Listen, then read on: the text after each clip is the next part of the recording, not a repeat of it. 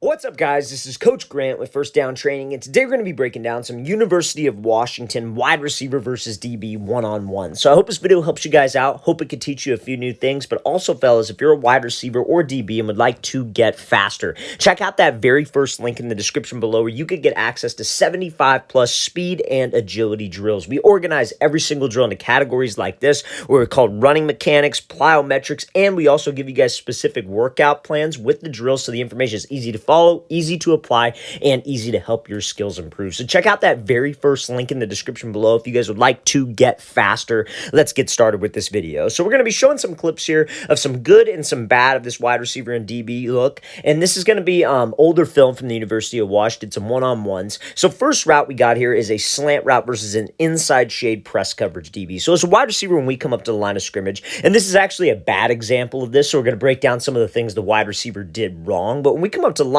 two things we have to look for in a DB against press. We have to make sure that we are paying attention to his leverage and then the distance he has from us. That's how I decide, and that's how I pick my plan of action off the line, right? So we come up, we see that his base is almost like the middle of his body is even with my front foot. That tells me that he is shaded to the inside. If the middle of his body was even with my back foot, that would tell me he's shaded to the outside. So the reason why it's important to know his leverage is we know what he's trying to accomplish. When a DB is lined up inside leverage, he's trying to take away the inside route and force me to the outside. Now, the second thing I said would be the distance, right? Because that's, again, how we pick our plan. This DB's right up on the line of scrimmage, but maybe if he was 2 to 3 yards off and he's inside shade, that tells me, okay, his goal is to prevent the inside, but he's 2 to 3 yards off. So whatever release I decide to choose, no matter what route it is, I got to close the space because he's got some distance from me. In this case, we don't have to because he's right up on the line.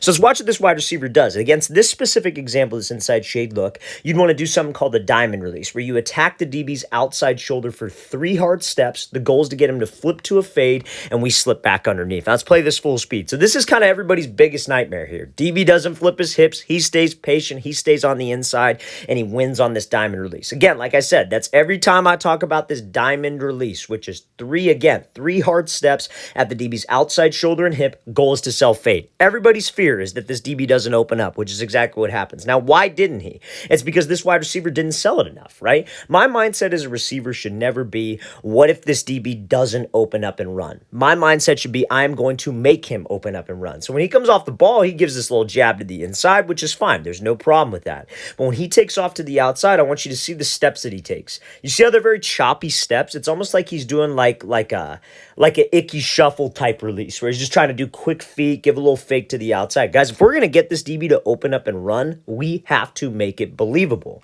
He's doing one out of the 3 things, right? There are 3 things that we could do to make a DB flip his hips. Number 1 is going to be your body language, which is what this wide receiver has. You see how he's going to the outside, his hips, his shoulders. That looks like he is running to the outside. But the 2 things that he doesn't have are speed and stride length, which are probably the 2 most important things, I would say, when trying to make a DB think that you're running a fade. Because if you come off here, this DB's not an idiot. You're not going to take choppy steps if you're trying to win a race with this guy over the top on a fade. You're going to take full strides. You're going to actually run. You're going to actually attack his outside shoulder. But when you take choppy steps, that DB is going to stay patient. He is going to hold his leverage because he is expecting you to cut back to the inside. And that's why he's able to stay there and make a play on that ball. So fellas, if we want to get him to flip his hips, we got to take long strides. Let's play this thing again, full speed one more time. Don't have the mindset of what if he doesn't open up. Let's make the DB open up.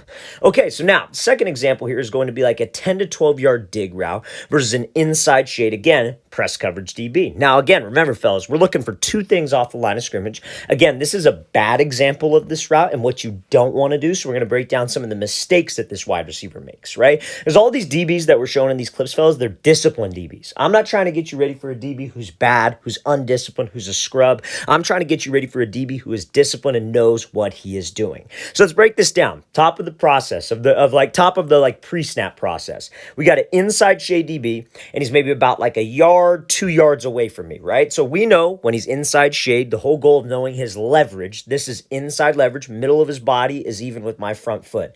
We know he is trying to prevent the inside route. Do not let us run a dig or a post. And that's kind of a problem, right? Because I have to run a dig. So how should I go about this? His goal is to force me outside. But since he's 2 yards away, I can't just give him, a quick jab inside and then try to take off and run the outside release because he'll cut me off, right? nor can I come off the ball and force the inside release because this DB will just move, keep his leverage, reroute us inside, get hands, and disrupt timing. And if I run my dig and I'm on the opposite hash, that's terrible spacing on a play. So what we have to do is we have to close the distance. Let's bring that line of scrimmage to him. Let's fake his to the inside, aka attacking his leverage, and let's take the outside release. Our goal should be to stack over the top of him. So let's watch what this receiver does. He does exactly that. Takes the outside release, but he doesn't do one of the biggest things that wide receivers have to do when it's against press coverage and you are releasing opposite of the leverage, and that is something called getting skinny. Okay, so some of you have heard of that. Some of you know what that means, getting skinny. But getting skinny is essentially running tight to a DB. So like, again, this DB starts to inch back with this technique, right? Trying to maintain that space between the two of them. This wide receiver does a pretty good job closing the cushion. He's faking to the inside, attacking the leverage. And again, we get that DB to hold his leverage. That step right there is all we need from the DB. We don't need to break his ankles every single time. But what this wide receiver needs to do right now is he wants to try to go hip to hip with the DB. He should not give that move and try to run away from the DB, because when you run away, you're not getting vertical. And this DB has a good angle on us. That's why he was trying to inch back and keep that space with this technique. So you give that move inside, but you try to run away from him. You don't go straight up vertical and you take an outside angle. What do you think this DB is going to do? He's going to cut me off because my route is still at 12 yards. He could beat me to the landmark, right? So he gives this move. He goes a little wide, and you see that's exactly what the DB does. He beats him to the landmark. He's staying over the top, and this wide receiver is not able to break down. He's not able to stack. He can't slip under and throw by because there is too big of a gap between the two of them, you guys. We cannot have this type of space. If we're hip to hip with this guy, you could actually put yourself in a position to stack. Now, when you're here hip to hip, there's two things that we could do with this DB. He's just kind of... He's definitely faster than the DB too, which is what's great. Like you want that. You want to be faster than the DB because that allows you to stack him. It makes it easy to stack him. But since he took a wide angle, this DB's at like a perfect spot. He's at a spot where he's trailing behind, so it's hard to be able to slip underneath and throw by because that's what receivers can do. Like if this DB's faster than us and we take an outside release versus inside shade press, and like let's say this is the receiver right here at the break point and the DB is here, easy to slip under him and still maintain spacing and still keep great timing with the quarterback. If we would have stayed skinny and we were actually able to get over the top of him, maybe we could give him a fake outside. Maybe we give him like a rocker step. But instead, we have to break down. DB's in a perfect spot to disrupt the route, disrupt the timing, and that's an easy play for him to get that interception. Again, ball was thrown a little bit behind, but like that play was pretty much already dead. The quarterback would never throw that in an actual game scenario. Fellas, all that's based on is just him going too wide with that release. Guys, we eat up the cushion. We threaten him to the inside. Let's get hip to hip with him. You got him by some speed and we can stack and we hold him to the inside. That should be an easy rep to win. Let's play this thing again, full speed one more time. Again, right idea with this receiver, but we just can't run away from the DB. Don't be afraid of contact. Let's get skinny and let's get hip to hip.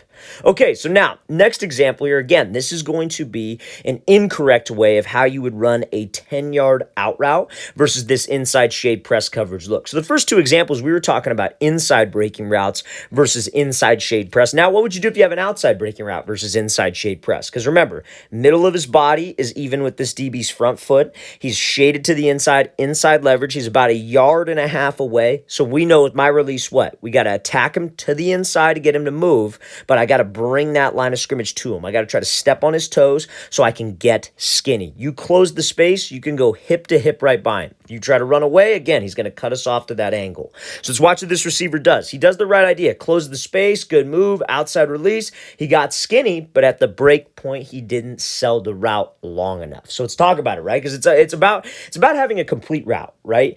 Anytime that you're going up against press coverage, there's three things that you want to focus on. You want to focus on, well, actually, I would say 4 things. You want to focus on your press release, whether you're attacking him, whether you're setting him up, whatever. Then you want to focus on the stem, which is selling vertical. Then you want to focus on the break point, and then you want to focus on the acceleration. You have to sell this entire route, which means you have to make it look like a go route all the way up until that break point. Then we worry about accelerating. But if I don't sell it enough, that DB can be all over it. If you master all 4 phases of a press coverage rep, release, stem, break, and acceleration. DB can't do anything. If you run a perfect route, the DB will not be able to guard it, guys. Honestly, there's no defense for a perfect route.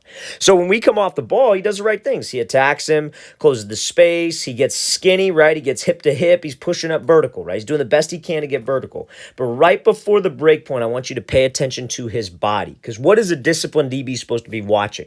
He's supposed to be watching our hips. So right before the break point, what does he do? He starts to turn. His hips and his shoulders start to turn before that foot even gets down.